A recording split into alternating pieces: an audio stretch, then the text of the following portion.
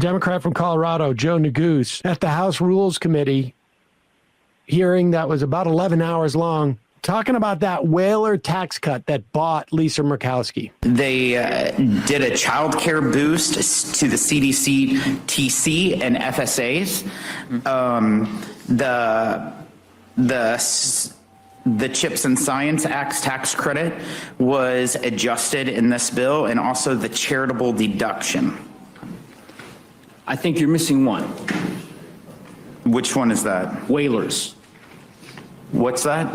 A new tax break for whalers, right? Whalers. Am I? Are you talking about allowing someone who uses a harpin to deduct the cost of that harpin? Correct. That's included. It's a business expense. It's a new tax break. It's right? A business expense that was capped at $10,000, and now they can deduct it. Up to $50,000, right? Yes. Yes. Why was that added? I think we all know. You'd have to talk to the senators. I'd have to talk to the senators. Yeah. I don't know. It was kind of convenient, Chairman Smith, that was the one addition that you omitted from that list you provided. But I think I would, probably more that I. Well, that may be the case. I think it's emblematic of the broken process that the Senate engaged in. That as we go through this 900-page bill, we will find a variety of different provisions that different senators inserted for their own purposes. And of course, one of them was this whaling tax deduction for the 160 or so people be able to claim that in the state of Alaska, so that one of the senators from Alaska would feel comfortable voting for the bill. I don't think that that's, in my view, the way this process should unfold. But in any event, while we're having a colloquy, Chairman Smith, is that all it took? I'm not sure. I mean, wait, she's a cheap date. If that's so, what it took, yeah. Mr. Chairman, we talked a bit. A little Worcestershire for McGovern there. No, it also took the whole SNAP exemption. This is where, I mean, Murkowski really.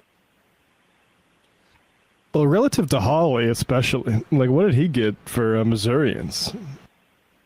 He wrote a whole op-ed for New York Times. I think somebody framed his op-ed that we shouldn't cut Medicaid and gave it to him as a gift, and that is all it took. I'll just say, I tweeted out in June, this guy will 1,000% cave on Medicaid cut, stone cold lock. And I rarely talk in terms of gambling, but, you know, congrats to anybody who put money down on that. There should be a Twitter bot that just follows your predictions and places bets on poly markets. Live from the I'm seeing an update as of 1:20 today that Andy Harris, chair of the House Freedom Caucus, says he's remained opposed to the Senate bill. He called on Trump to order the senators back to town for further negotiations. I mean, the House just opened up a series of procedural votes on the legislation, and we will see if it passes. But, I mean, this is during the Obama years. Obama was prepared to cut Social Security benefits by rejiggering the cost of living algorithm that would cut Social Security to make some grand bargain with the Republicans. And at that time, progressives who were against this deal had to hope that the Freedom Caucus was willing to take, was not willing to take yes for an answer. Let's make it clear. These people are doing it because they are so horrific that this bill is not horrific enough for them. And to a certain extent, like, it's almost like their function. We're always going to be, it's like, you know, they say, like, you know, people always spend, you know, 10% more than they earn or whatever it is.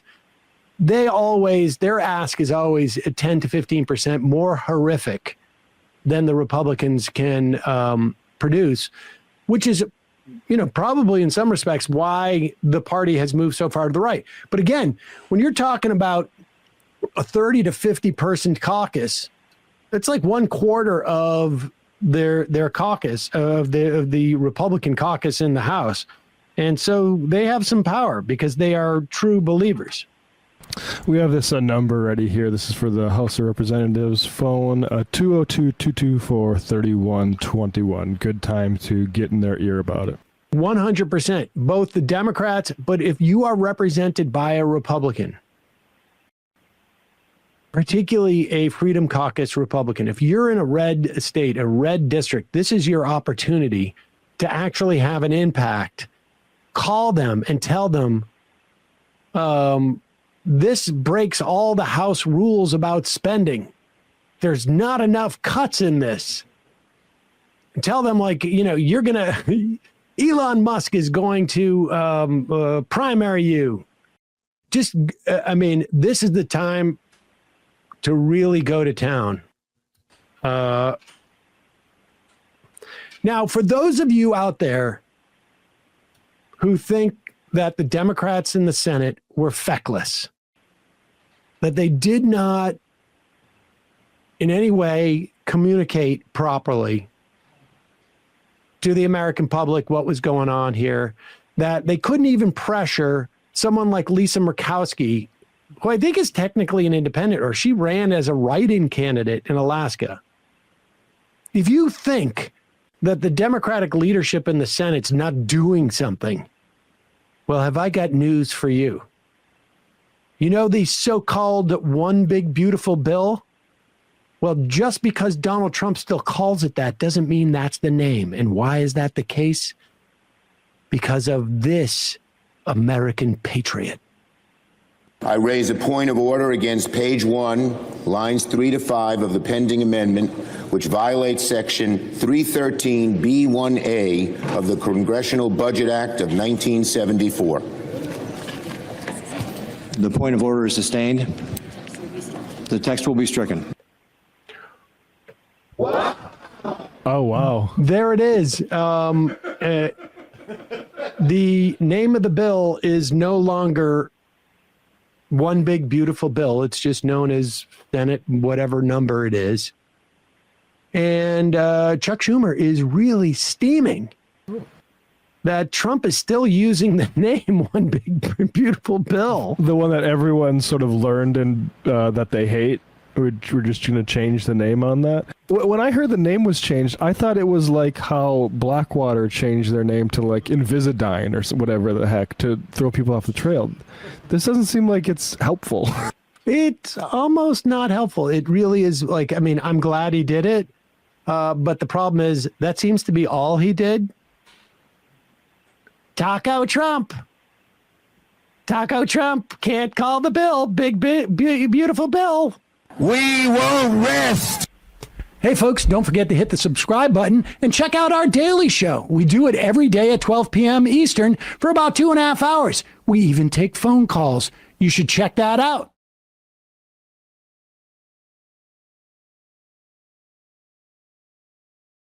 Trump is holding firm on these tariffs. He seems to, from an emotional level, be holding the entire global economy hostage and tanking it because he wants every leader to come kiss his ring. And his buddies who have advanced knowledge of what's going to happen, they'll buy the dip, they'll be okay. But Trump really is into the idea of every world leader coming and cutting a deal with him. And Crystal Ball said it best on their show, Kyle and Friends, that this should also be viewed as a way for him to consolidate his power. It's more of this kind of move towards authoritarianism, because if he's able to hold the global economy hostage, he's able to make decisions because we are all in massive distress. He's able to benefit himself given the chaos that he's created. They're creating a problem to sell the solution. This is what scam artists do. And we have appointed a multiple bankrupt, or elected, unfortunately, for a second time, a guy who's been bankrupt over and over and over again. And now it's time for him to bankrupt the country. And the stock market doesn't equal the economy. 40% of Americans don't even own stocks, and the 1%, I saw this stat this morning, it's incredible, owns over 50% of stocks, and the bottom 50% owns just 1%. I mean, talk about some poetic symmetry there. But the effect of this market dip crash will affect everyone, especially if there's a recession, which now JP Morgan says it's more likely than not. Goldman Sachs's forecast says the same thing. The Asian markets were catastrophic at opening today. And this is also going to affect the poorest countries in the world, many of whom are already in these horrifically exploitative debt obligation situations with the IMF. And these are developing countries that can't possibly buy more from the U.S. than the U.S. buys from that country. This is what Trump is saying about trade deficits. He defines a deficit by if the United States buys more from that country than they sell to us. We are the global superpower. He is making the biggest kind of like capitalist, well, China's creeping in, but he's making us into the victims. It's the opposite. The terms of our global trade market could not be more favorable to the United States. We benefit from the cheapest labor around the world so that our plasma TVs are cheaper. So we can buy iPhones. It is extremely beneficial to the United States. And there's also stuff we just can't literally produce here. Diamonds. We're putting all these tariffs on impoverished African nations that sell us diamonds. You think we're going to produce diamonds here, I guess, in the United States. Not maybe always the best example because you can do lab-grown diamonds and those are ethical choices, but like coffee is another example of something that we need to import. We cannot make that here. So it's insane. But if you view it as an authoritarian consolidation of power, if you view it as shock therapy on the rest of us so that they can get theirs, it makes a little bit more sense. Here is Treasury Secretary Scott Bessent on Meet the Press yesterday, speaking about folks who are approaching retirement, because as we'll get to in a second, and as was the case in the financial crash in 2008, the people that are nearest to retirement, who have 401ks that may be cut in half right now, and they don't have the opportunity for that to replenish, they're the ones who are most affected by this insanity. Certainty, I think, that people are feeling and seeing. And President Trump saying he wants people to hang tough, acknowledging there's going to be what he has described as a short period of pain. Can you help provide some clarity for folks? How long will this period of uncertainty be? Are we talking about weeks? Are we talking about months? Are we talking about years?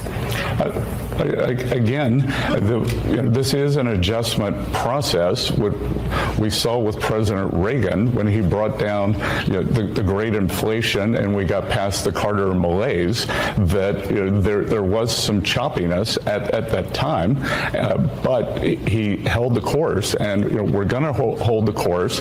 And this has been years in the building, years in the making. This unsustainable system, our trading partners have taken advantage of us. We can see that through the large surpluses. We can see this through the large budget deficits. And also, Kristen, this is a national security problem, which we saw during COVID. Did he say can you pause it? I'm sorry, really quick. Did he say budget deficit? Did he mean trade deficit? Trade deficits? Or was that a bit of a slip? Because they're trying to say that these are not taxes. And tariffs, they shouldn't function as taxes in a society that makes sense, but King Trump wants them, so this is how this may go, which is that basically, yes, the importer has to pay the tariff to the federal government, and they can raise revenue in that way. But then the importer, the company, when they sell those goods in the United States, they offload the cost onto the consumer. So even though, yeah, the tariff is being paid by the corporation, the company that wants to sell their parts in the United States. And by the way, we don't have the customs officials to deal with this. David Dang was saying this. I mean, this is an insane amount of just total shift in the way we approach things. But even though it's not directly being taxed from Uncle Sam to the consumer still bears the cost. And so if he's talking about the deficit, I think he meant to say trade deficit, but either way, as I just explained earlier, that doesn't make sense. It doesn't make sense for those smaller countries to be selling more to the United States than we're selling to them. It's literally impossible. And also given population numbers, but keep going. This has been years in the building, years in the making. This unsustainable system, our trading partners have taken advantage of us. We can see that through the large surpluses. We can see this through the large budget deficits.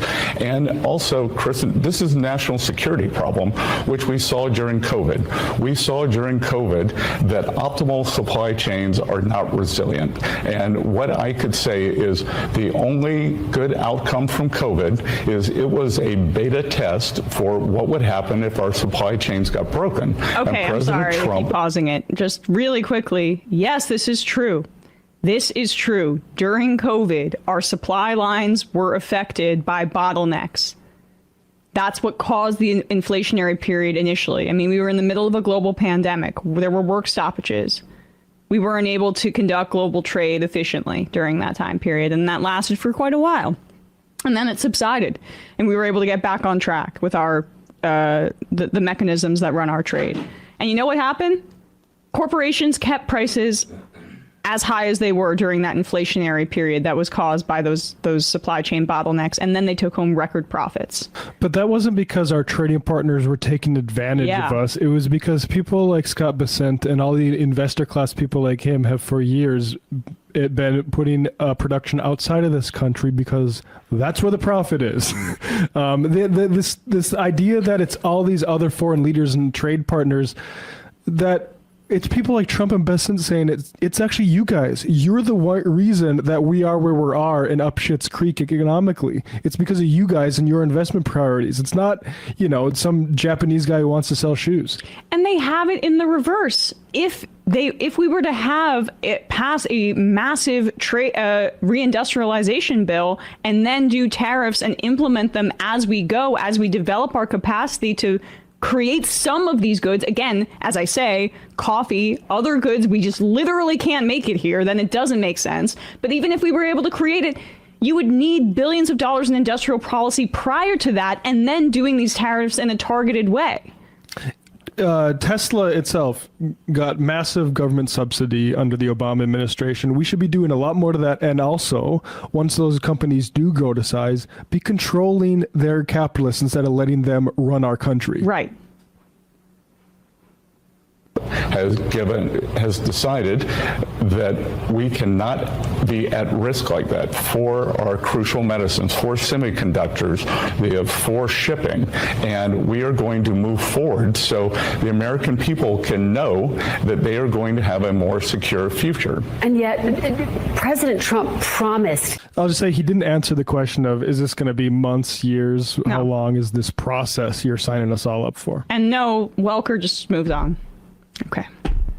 They're going to have a more secure future. And yet, President Trump promised that he was going to improve the economy starting on day one. He said prices are going to come down. More than 160 million Americans, Mr. Secretary, as you know, are invested in the market. Many of them have spent their lives saving for their retirement. What is your message to Americans who want to retire right now and who've just seen their lifetime savings drop significantly? Well, Chris, I think that's a false narrative. Americans who want to retire right now, the Americans who have put away for years in their savings accounts, I think they don't look at the day-to-day fluctuations of what's happening.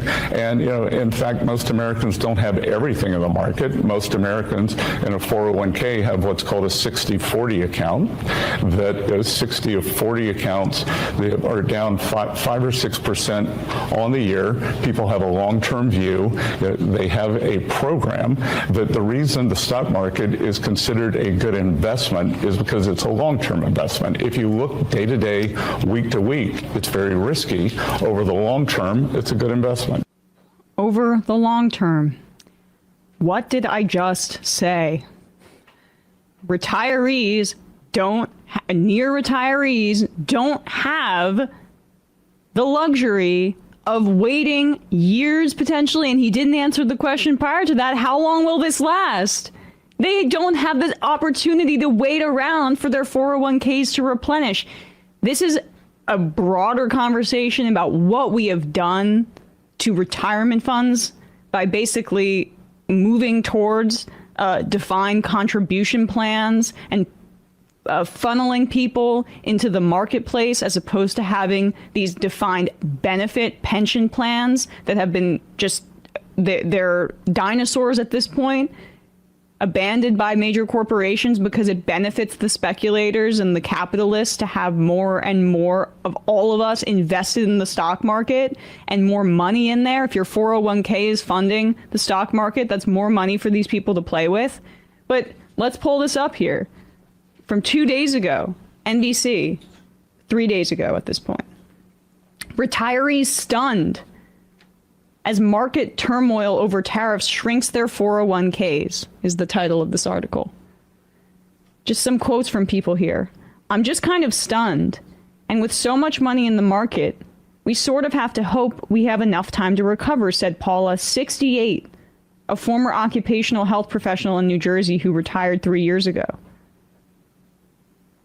What we've been doing is trying to enjoy the time we have, but you want to be able to make it last. I have no confidence here. Another quote from Victor Fetis of Georgia. I looked at my 401k this morning, and in the last 2 days, that's lost $58,000. That's stressful. If that continues, I can't stay retired. He retired last week as a senior director of risk management and compliance at Verizon. More quotes. I don't want to have to worry that everyone is constantly changing my financial reality, said Allison Carey, 64, of Oregon, a freelancer in the theater industry. Let the economy do its machinations, but don't put me in the gears. Paula said she and the other older Americans are living with anxiety about something where you don't really know what's going to happen. You can't do anything, though. She and her husband have decided to pause and reduce spending on big ticket items. They are reconsidering vacations and home renovations. We can't change anything right now, except our spending, she said. I'm sure there are consumers across the board that want to be cautious too. Then it becomes a vicious cycle. Consumer confidence goes down. 1 in 5 Americans age 50 and over have no retirement savings. And more than half, 61%, are worried that they will not have enough money to support them in retirement, according to a survey published by the AARP last April. So that's that. And they're also trying to gut Social Security, which keeps 2/3 of our seniors out of poverty. So here it is again, though. Peter Navarro says that tariffs are tax cuts. Again, this will be offset on the consumer. More from this insane administration. You have talked a lot about how tariffs, and the president's talked a lot about how tariffs can be helpful as a tax, effectively, as a way to raise revenue here in the United States. Tariffs are tariffs, and they do raise revenues. They will. I see them as a tax cut, Andrew, because they're going to help pay for the biggest tax cut in American history. Every dollar that we extract from foreigners who are cheating us is going to go to the American public in the form of debt reduction and tax cuts, including, for example, in our auto industry. Anybody who buys an American-made car is going to get a healthy tax cut. We were given $7,500 away for EVs made partly in China. That's crazy. If but he admitted it there, that this is going to pay for the largest tax cut in history. That's why I wanted to play that, is because this is how they are setting up taxes for the rich. They are going to claim that tariffs can offset the revenue that they're going to do for tax cuts for the rich and to gut Medicaid. That's what they're going to do. What? Tariffs can't do that, though. They can't, but that's... So we just take the word of some fucking criminal, which is what Navarro is? Basically. Yeah. Okay. Unless Republicans stand up in the Senate and the House. Though that's the other point is, I do see people saying, oh, how can only one man have this so much power? He has a whole party behind him. Yep. Like they could stand up to him. They could. But they aren't. But they would rather collapse the world economy than, go against daddy. Hey, folks, don't forget to hit the subscribe button and check out our daily show. We do it every day at 12 p.m. Eastern for about 2.5 hours. We even take phone calls. You should check that out.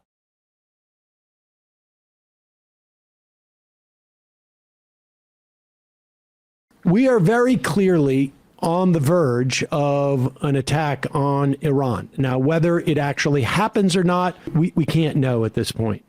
But it certainly feels that way. And the reporting coming out of the Washington Post, New York Times, is that Defense Secretary Pete Hegseth has been more or less sidelined. Tulsi Gabbard, Director of National Intelligence, sidelined. Who's in the game then? Well, apparently he's talking to the Joint Chiefs of Staff. He's talking to Stephen Miller. He's talking to his chief of staff. He's got Marco Rubio, who's also the National Security Council head or acting, and Secretary of State. So there's a wide array of neocons, essentially, and just bloodthirsty people who are, which is not to say that Hegseth isn't. It just means that Hegseth is that dumb and that useless. But here is Hegseth, and this is a thing, like, look, over the many, many years that I have been following this stuff, and particularly in the run-up to the Iraq War and in the wake of 9/11, Democrats always generally genuflect to Republicans on national security. That has changed in part because we have a crop of Democratic lawmakers who are vets, came out of Iraq, Afghanistan, and run for office. And yet, there is definitely a feeling that, and certainly in terms of like progressives, there is just not much energy spent. And I'm guilty of this too, or I don't know, guilty is the right word, but on things like military policy beyond our desire to have a significantly reduced defense budget. In the same way that Republicans don't really spend too much time thinking about education, other than we want to get rid of it. They don't, you're not hearing, big education policies coming out of the Republican Party since essentially No Child Left Behind, which was just largely implemented as a way of putting corporate metrics on teaching, and it's since been completely rejected. But it's important to, and so there's a vacuum of Democrats and progressives who are making the argument of, like, you're about to take us to war with, well, Pete Hegseth tells us right now, we don't know how many new leaders of our military. We have a guy who was literally 6 months ago barely able to do weekend Fox and Friends and show up sober to do his hits on Fox News. And now you're about to get us into a potential quagmire. Here is Pete Hegseth, who can't even explain why he fired or Trump fired. We don't even know how many generals. Go ahead. A success of the Houthi operation. About how much money did it cost? How much money did you spend on missiles shooting at the Houthis? Well, you'd have to compare that with what it cost. I'm just asking how much did it cost? Divert our shipping lanes around. I'm told it's several $100 million, maybe close to $1 billion. How many U.S. flag commercial? Can one of you guys Google what percentage of U.S. ships went through those shipping lanes that the Houthis were firing on? Something like, I think it's like 4% of U.S. ships traveled through those straits. Some infinitesimally small amount of our trade goes through there, but nevertheless, continue. Told it's several $100 million, maybe close to $1 billion. How many U.S. flagged commercial ships have transited the Red Sea since your so-called successful operation? Well, thankfully, unlike the previous administration, the answer is 0. Military vessels transit. No. I didn't ask about military vessels. I asked which would about be the commercial precursor vessels. for how many commercial vessels? Transit. It's been several weeks. How many commercial vessels, U.S. flagged, have transited the Red Sea? Would you, Mr. Congressman, put civilian ships? The questions are not to me, military Mr. Secretary. ships? They're to you. We have responsibly put military. The answer is 0. First. I reclaim my time. How many generals and admirals have you fired? I don't know the exact number. But you don't know the number. It's 8. Can you? You can't count that high. Well, what secret decoder ring? And listen, I'm not a huge fan of Seth Moulton. I want to make that clear. But these are important questions to be asked. What secret inside information that Seth Moulton has that Pete Hegseth doesn't in terms of who Pete Hegseth fired? Look, when you're going up against Pete Hegseth, it's not fair when you can count to 8. Go ahead. Explain why any of them were fired? Just explain why was they all serve at the pleasure of the president? I think. No, I'm just asking you why. General Kane is a great example. I'm just asking you why. That we need. You probably learned at Princeton what why means. Why did you fire him? They serve at the pleasure of the president, and we want better representation in each and every of those. You can't explain why you fired any of them? Gentleman's time's expired. There you go. So he didn't know how many admirals and generals he fired, and he doesn't know why he fired them. Representation. Now, look, it's quite possible that there's always you can fire 8 of the top admirals and generals, and there's someone right below them who's like, I got this. No problem. Maybe you don't need, that much experience in these things. I don't know. It seems like you'd make a bigger deal of it. I'm clicking on some of the pictures of the fired generals, and the first one was a black guy. So What? Oh, no, it is all 100% black people or women or brown people. Oh, yeah, Lisa Franchetti, so black guy and a woman. So I think we might know the answer of why. They're all woke. Because representation. They're woke. We know it. It's because they're woke. With all that wokeism out of the military now, it should be no problem. CQ Brown, and he's a black guy? What? Who did this? We need better representation here. So basically, it comes down to, Donald Trump is going to make this determination with his anti-woke crew. Here is Katie Britt. Have they let her out? Is she doing this interview with Jake Tapper from her kitchen? Oh, they didn't make her stay in the kitchen for this? Empty kitchen. Is this the first time she's been out since this is the first time I've seen her actually do national television since her attempt to do response. Yep. Here she is explaining why she has no problems with any of this. Not sure how well you could hear that, but he basically said, I don't care what Tulsi Gabbard said. I think the Iranians are pause very it. We close should to just having- say it's not just Tulsi Gabbard. She's repeating what I think it's 18 intelligence agencies said, to the extent that they had awareness of it or they've done any work on this, that the Iranians have not had a program to develop a nuclear weapon since 2003. I repeat, not since 2023, but since 2003. And Trump, when asked about this, says, I don't care what she says. She's the one that the entire party voted to make the director of national intelligence, but who cares? I'm sorry, is her name Tulsi Gabbard or is it Miriam Adelson? Not sure how well you could hear that, but he basically said, I don't care what Tulsi Gabbard said. I think the Iranians are very close to having a nuclear weapons program. So which is it? Look, I trust President Trump. He is our commander-in-chief. He is the one that will make this decision. He both created and leads the America First policy, the America First movement. He understands about keeping us safe both here and abroad. I trust his instincts and certainly stand with the president.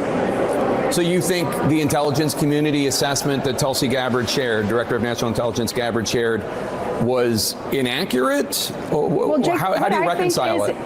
What I think is, in under no circumstances should Iran be enriching uranium. I mean, we know that they are an untrustworthy adversary, if I may, and so making sure that they cannot continue to do that, that we have complete dismantlement of that program, has to be the goal. We cannot walk away from this and leave them with the ability to achieve and get a nuclear weapon. That's not only bad for Israel, it is bad for America, and it is bad for the globe.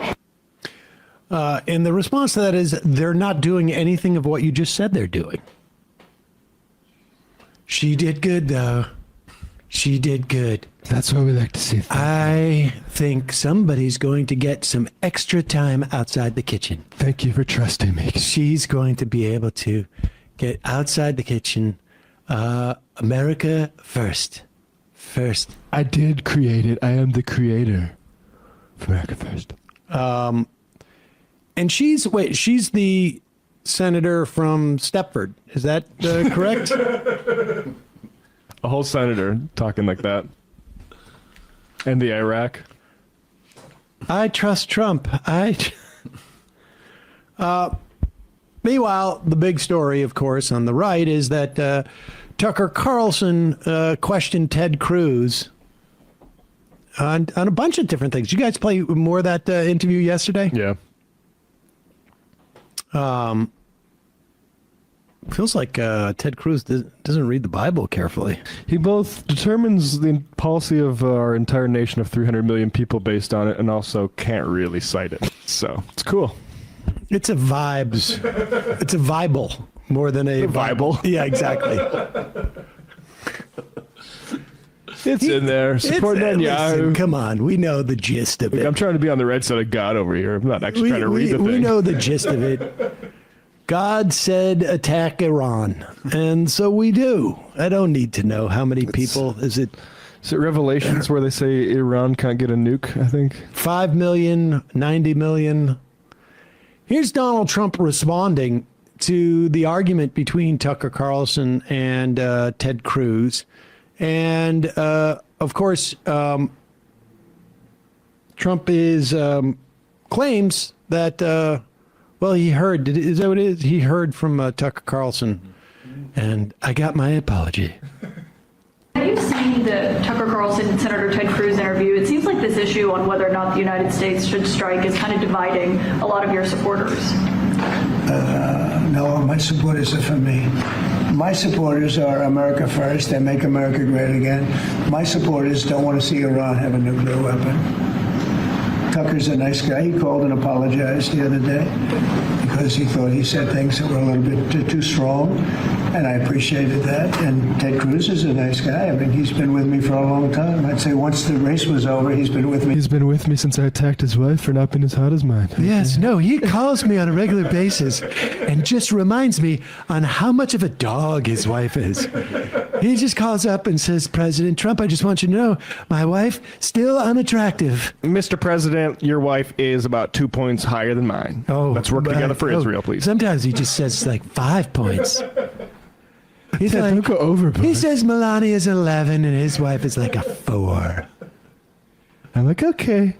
And I appreciated that. And Ted Cruz is a nice guy. I mean, he's been with me for a long time. I'd say once the race was over, he's been with me ever since, right?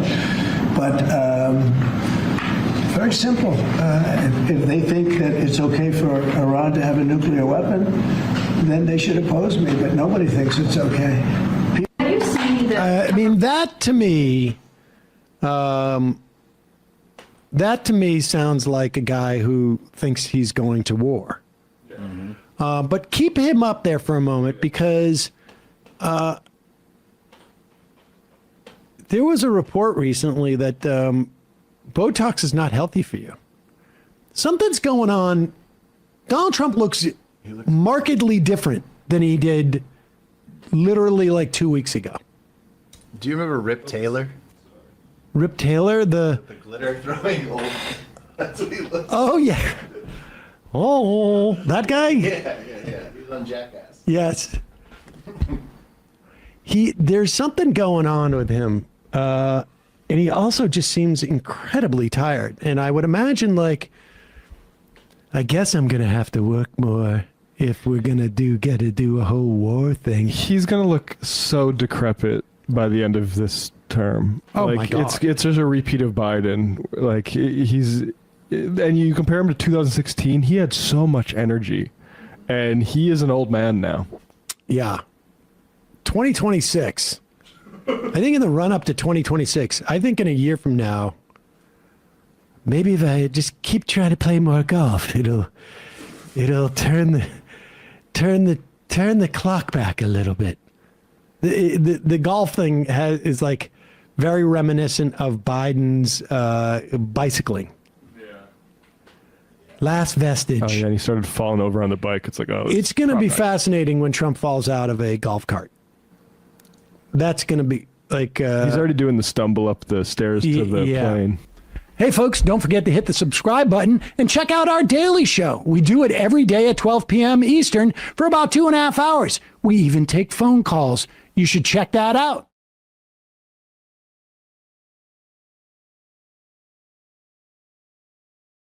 It is fascinating to me, too, though, that we see this across the board. I mean, even, within the context of the, what's her name? Bhattacharya's, I can't remember. Batya Ungar Sargon. Yes, like, who was pounding the drum about how Donald Trump is a true populist.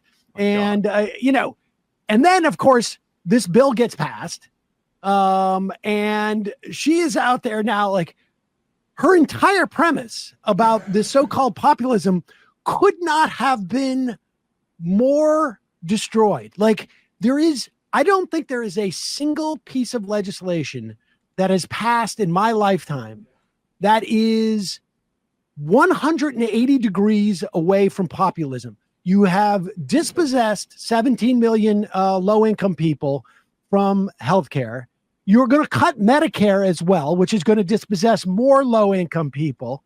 You are dispossessing millions of people off of food assistance.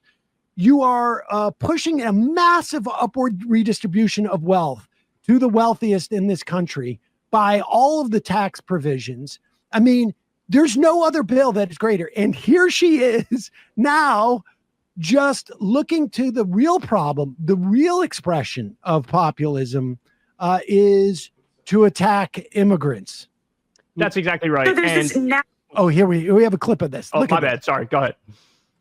Narrative on the left that they're taking jobs that Americans will not do or don't want to do. And it's absolute nonsense. There's not a single industry in the United States that's done by a majority illegal migrant labor. The highest rates are about 30% in agriculture, which means 72% of people working farms are American citizens. And it is just so disgusting to say these are jobs that are beneath an American. Turns out Americans don't think that. When you have mass deportations and a closed border, employers have to pay more wages. And guess what? Americans are happy to take those jobs. You look at the 1970s. Let's stop here for a second.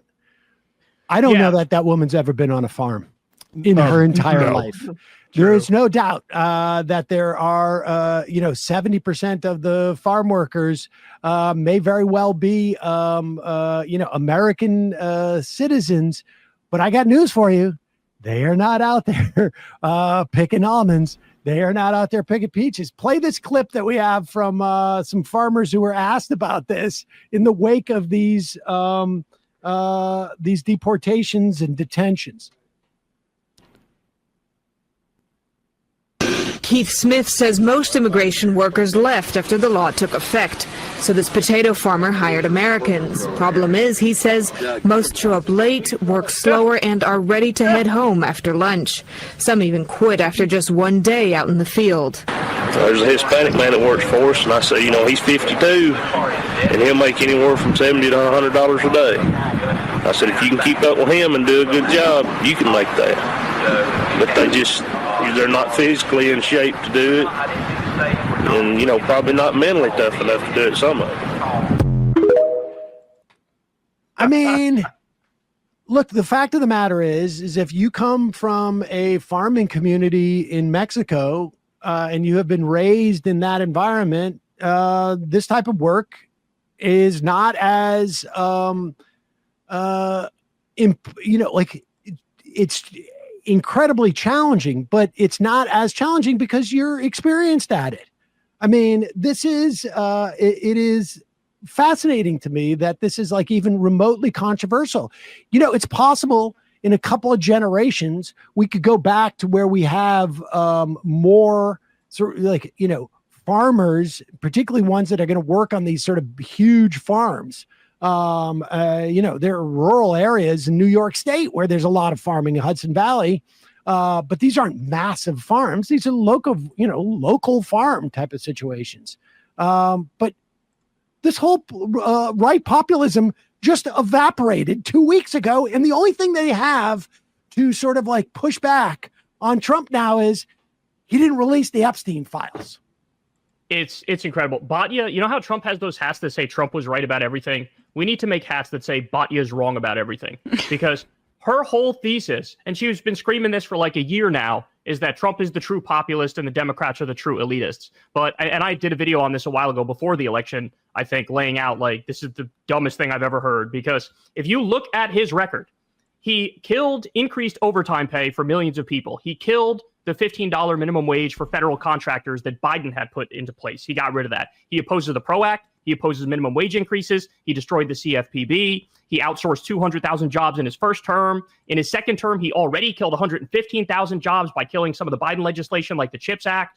I mean, now, of course, as you pointed out, Sam, he cut Medicaid massively, where 16, 17 million people are going to lose their health care. This also effectively cuts Medicare, the big, beautiful bill, because it forces a sequester because it violates PAYGO.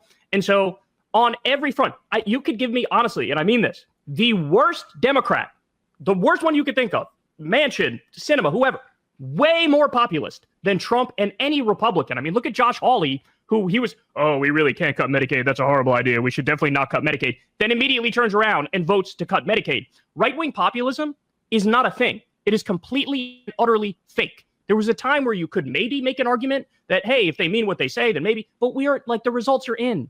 We've had so long now to actually test whether or not they mean it, and they don't. I will grant them that, like Thomas Massey, there's like a libertarian strain on the right, like with Ron Paul every now and then. He fucks the party. There is a guy, and I got news for you. Thomas Massey does not care about cutting people off of Medicaid. Oh, no. Yeah, the libertarians are horrible on economic policy. Anti-war, and he may have a principled decision about we shouldn't increase the debt, which I also think is a completely the idea we shouldn't increase the debt in an inefficient way that does not invest in the country, but rather allows private individuals to sort of reap the benefit of deficit spending. But Ron Paul said on a stage, if that guy doesn't have health insurance, they die on the street. That's what's happened. Right. That's right. No, the point that I was making is that there is only one 99% of the Republican Party, especially the elected officials, are MAGA, full stop. It's a cult. They'll go wherever Trump wants them to go. The 1% that does buck him every now and then are not the populist right, because the populist right is fake. It doesn't exist. No. There's a libertarian strain that on some issues, some of the time, will maybe cut in a different direction. But the point you're making is also correct, which is libertarian and populist is not the same anyway. Libertarians are the worst on economics because they want to get rid of the entire social safety net. But my point is, people need to wake up to the fact that the whole idea of the populist right is a scam. It's completely fake. They just lie, and then they turn around and vote like any George W. Bush era neocon free marketeer. Yeah, well, I mean, Josh Hawley's state, right? He's the senator from Missouri. I'm not making that up, right? It just came out today, this story, that the Republican governor, it's official, has repealed the paid sick leave ballot measure that was voted on by upwards, close to 60% of Missouri voters in the fall. And they just basically, it would have helped over 700,000 private sector workers. And despite the fact that voters voted for it overwhelmingly, and it was taken to they tried to fight it in the state Supreme Court, unanimously upheld it, the Republican governor is doing away with it. Like, this is, when we talk about our democracy, I can't think of a more undemocratic action. And that happens from the Republican Party. That's the Republican Party. And it's not MAGA. It's not like Hakeem Jeffries keeps giving these quotes, calling them MAGA extremists. Like, would this governor be a MAGA extremist? Because, I mean, he's not like right under Donald Trump. No, he's just a Republican. So call them Republicans. It's insane.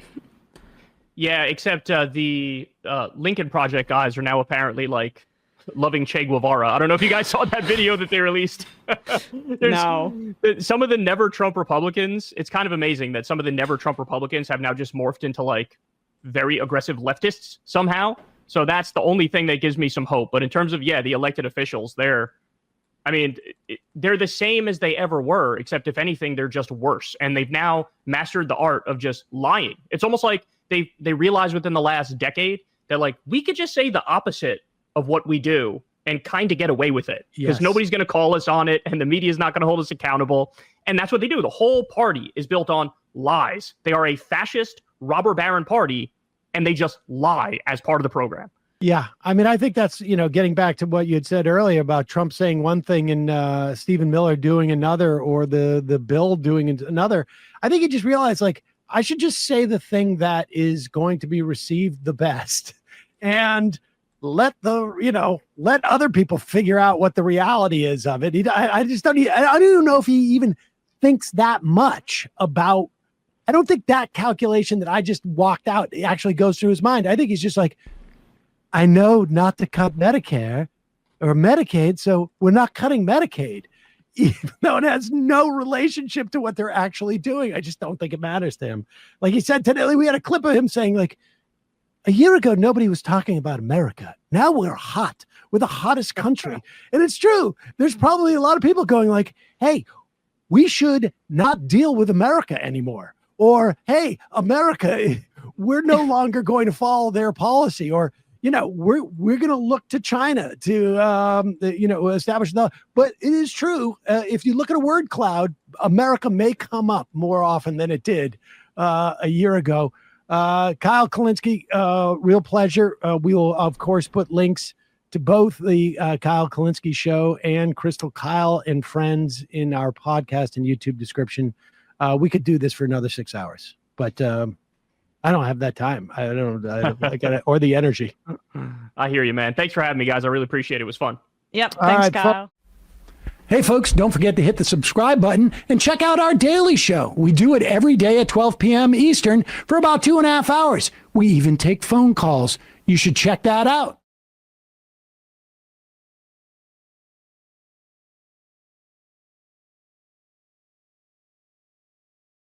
Speaking of that guy, Donald Trump, who has infected every element of our lives and is constantly giving us anxiety. We try to alleviate it a little bit with mockery, but the images that they're coming out here of this Fort Bragg speech are a bit concerning. I feel like if you've been paying attention to politics long enough, you'll see why this is very atypical, right?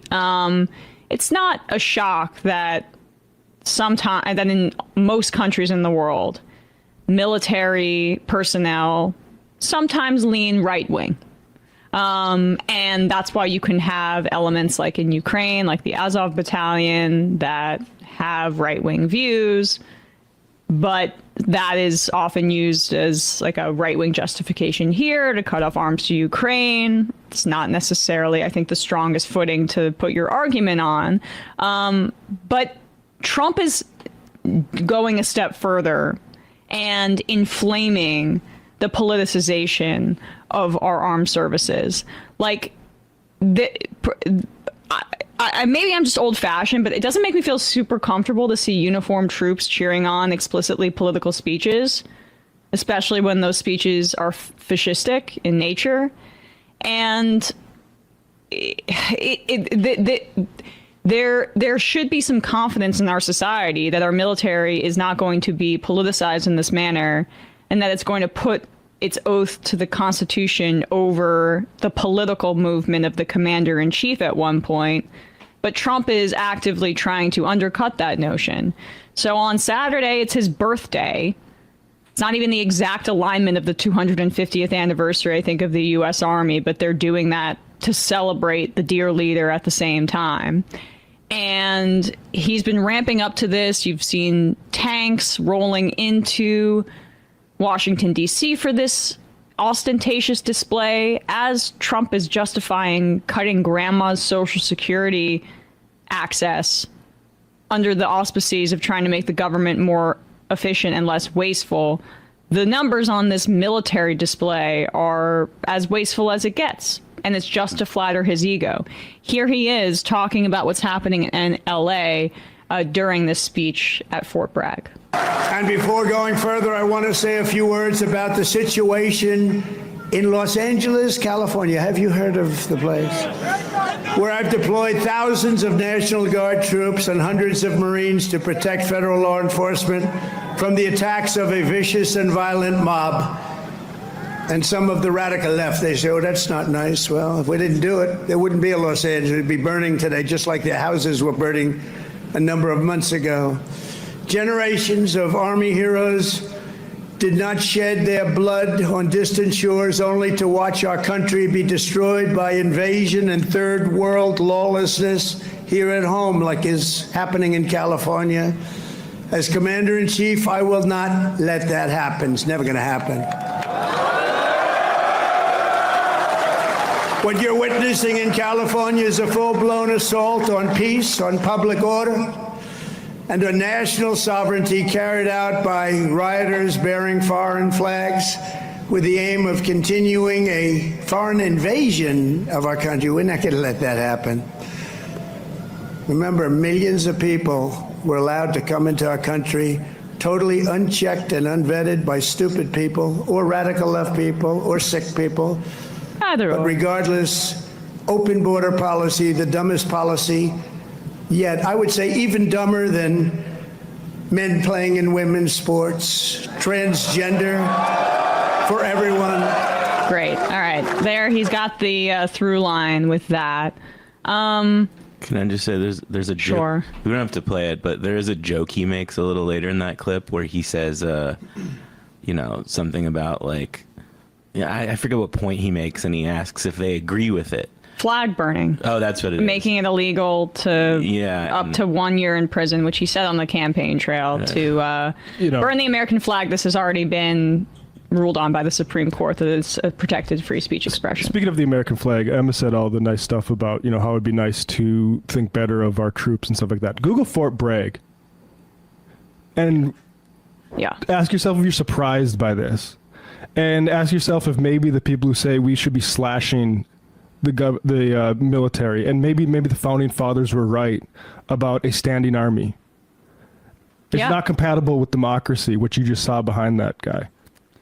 And let's do 3 here, just to give people a sense of like, this is not an invasion.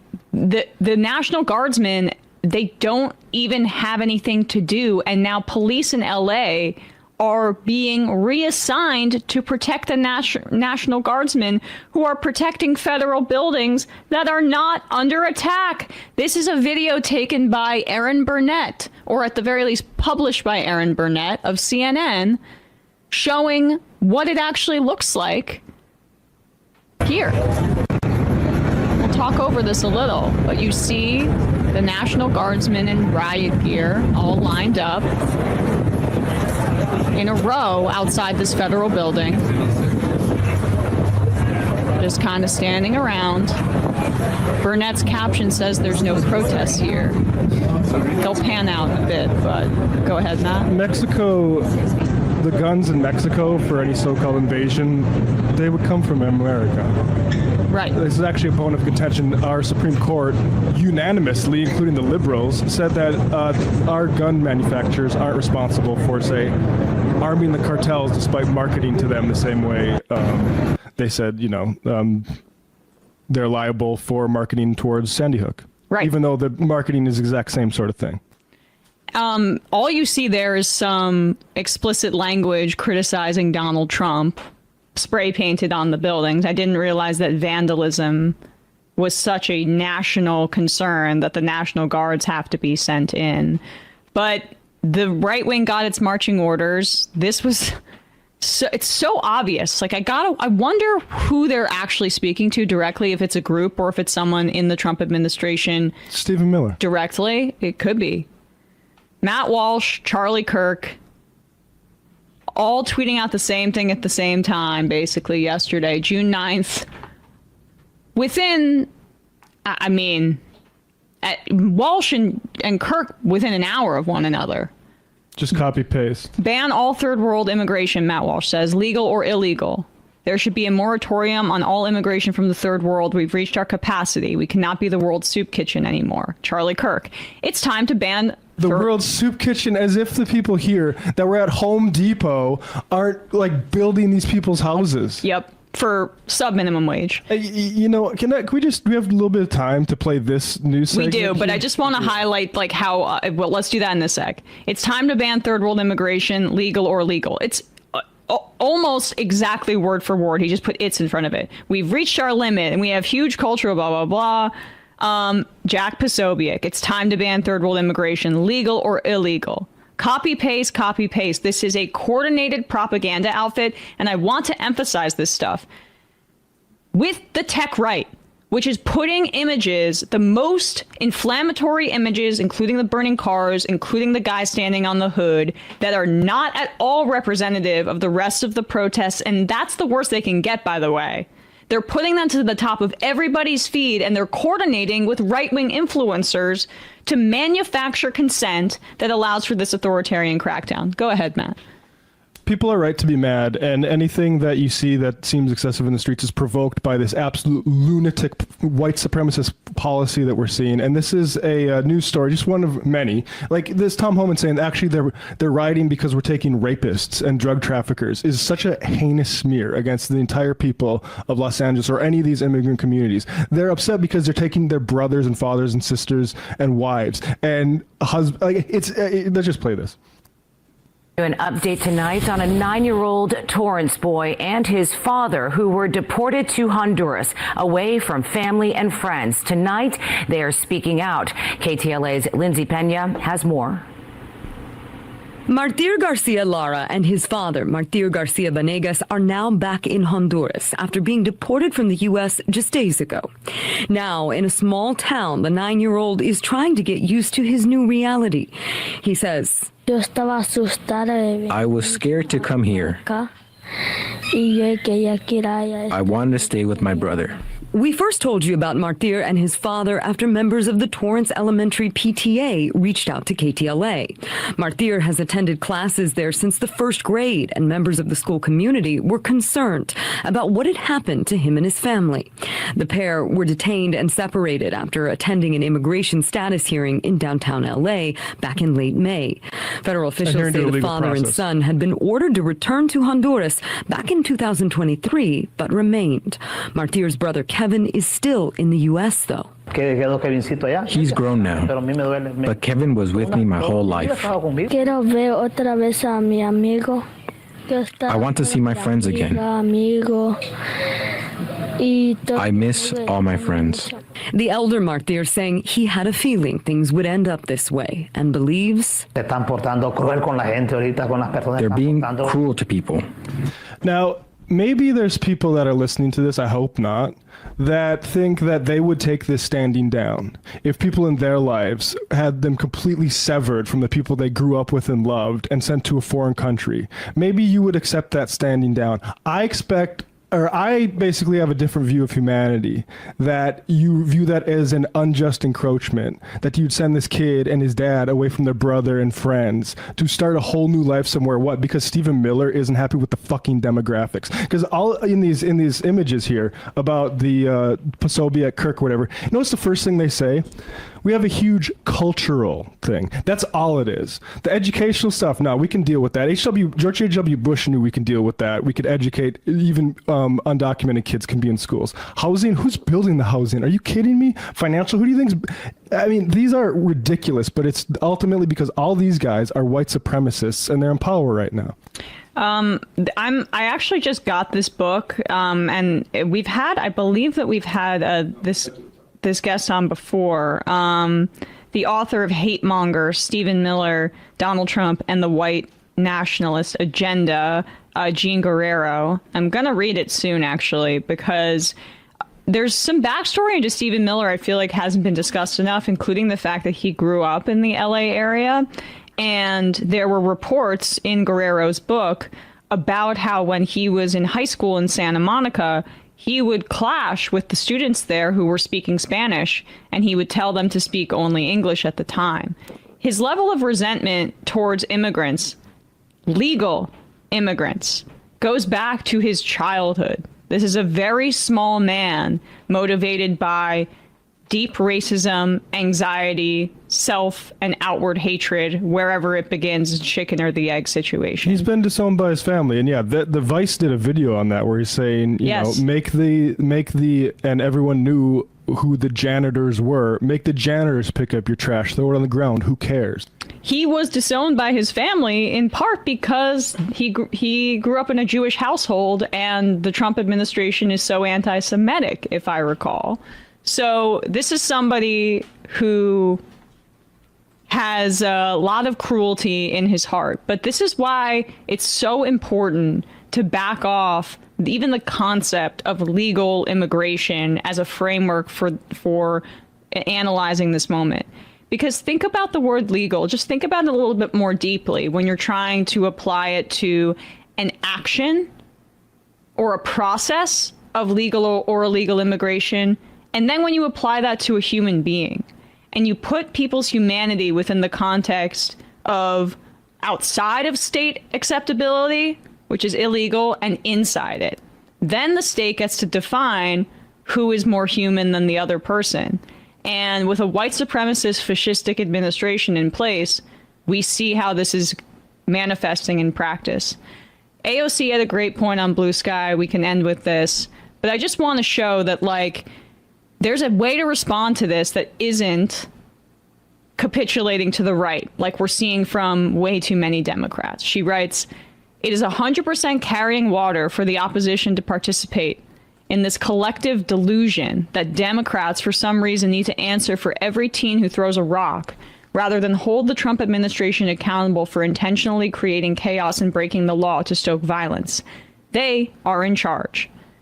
They are both stoking this violence and exaggerating any violence." And I'd also say Democrats need to get their cops under control so they don't help provoke these and instigate these things into bigger problems like they've been doing. It's not just the National Guard being sent in, it's police departments that, frankly, we haven't brought under control as they need to be. It's a failure of liberal governance in cities, which is being exploited by the right now. But that's in part because liberal governance obviously preferable to right-wing governance. But it's had these failures where police departments have completely gone off the rails and are wagging the tail of Karen Bass as opposed to the other way around. And it's what makes this race here in New York City so important, because it's time that true left-wing leadership comes back to our cities, not this. Hey, folks, don't forget to hit the subscribe button and check out our daily show. We do it every day at 12 p.m. Eastern for about 2.5 hours. We even take phone calls. You should check that out.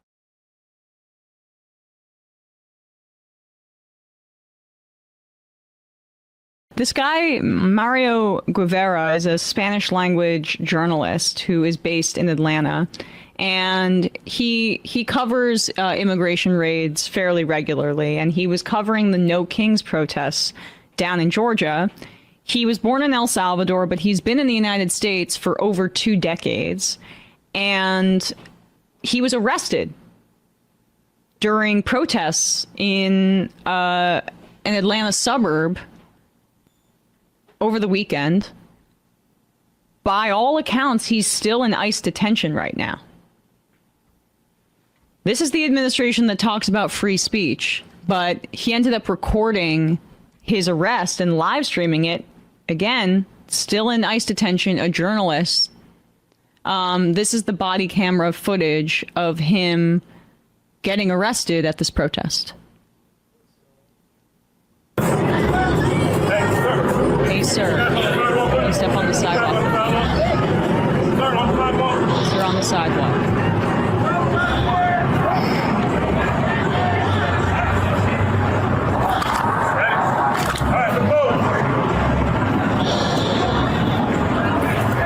So this is, you're seeing body camera footage here. Officer, I'm a member of the media, officer. I'm a member of the media. He has a press jacket on. Let me finish.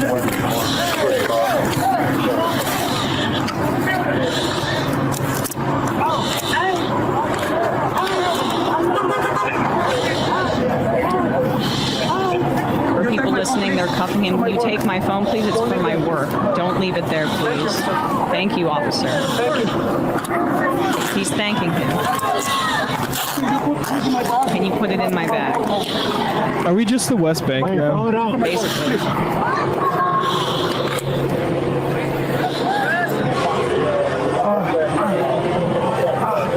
You were warned multiple times not to get in the road. But I didn't. That's why you're reporting, officer. You're reporting, officer. You were warned multiple times not to get in the road. Can we go back? I want to.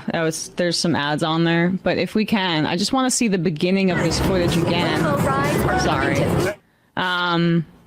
This is unbelievable. That was June 14th. The police were forced to basically release it because it was so insane. He was then taken into ICE custody after this. This is, and I've covered protests before. You have to stand in the middle of the street to get the footage that you need on occasion. Just the beginning to show what he was, the beginning of it, if we don't mind. Yeah, so he's just, look out for the guy in the red shirt here. On the sidewalk, he's saying, but he's on the grass. He's just trying to film the operation.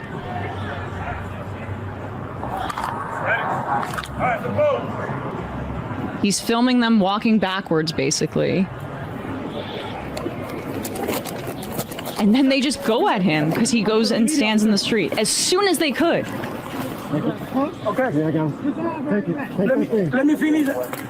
All right, we got it. But I just wanted to show that, as they wanted any excuse to get the guy, the journalist that was filming their operations. And we're seeing more and more of like these kinds of just incidents. I mean, with Brad Lander, who we had on the show yesterday, who was there as an observer. Anybody that is getting or shining a light on what ICE and what immigration enforcement looks like is being cracked down on by the authorities. I mean, this is police state stuff. It's a Gestapo. We're turning ourselves into the West Bank. And all the politicians that support ICE, including the ones who did the, well, thank you, ICE, we love all the things you do in the community, still bipartisan. Would be interested to see what the leadership of the Democrats say about ICE in general now. They're just turning us into the fucking West Bank. And it's disgusting. Yep. He's being charged with 3 misdemeanors: obstruction of law enforcement, unlawful assembly, and being a pedestrian in the roadway. It's the misdemeanor element. Like, they're already trying to reclassify all of these immigrants who are coming here and seeking asylum as criminals because they crossed the border with an asylum claim, which is not a crime.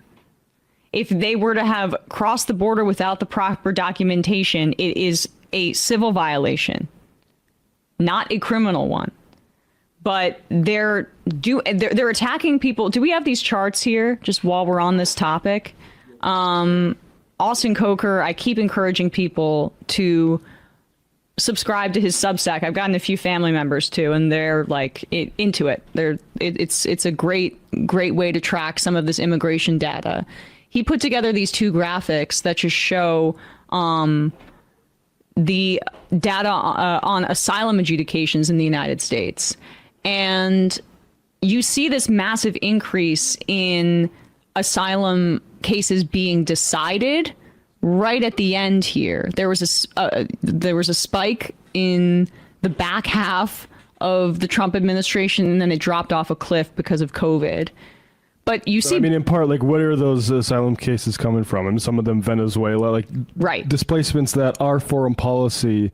Again, Chris Murphy was involved in this, was bipartisan. Decided let's destabilize governments, and then reap the rewards of it, I guess, politically. And asylum cases being decided and increasing isn't necessarily a bad thing. But when you look to this second chart here, it shows that they're just completely denying the existence of basically asylum claims. So this is the percent of asylum cases denied in court each month, and it's hit a peak of nearly 80% of claims being denied. This is the death of the internationally recognized right to asylum.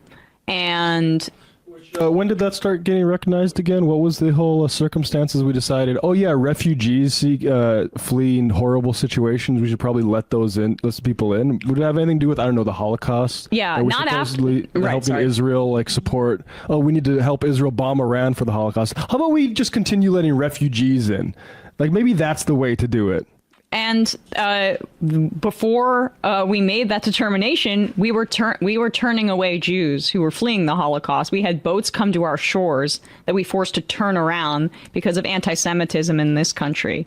We don't want you here. We would like you to go to a colony that we will help you to help us conquer the world in, right, the next 70 years. That was literally Balfour, though. Yep. I don't like the Jews here in the UK. We'll send them over there, and they can be our little colonial outpost. Look, so we don't want you here, but we have a great idea for you as we're losing grip of this part of the world that we've held on to for this century. So it's scary stuff, folks. But there you have it.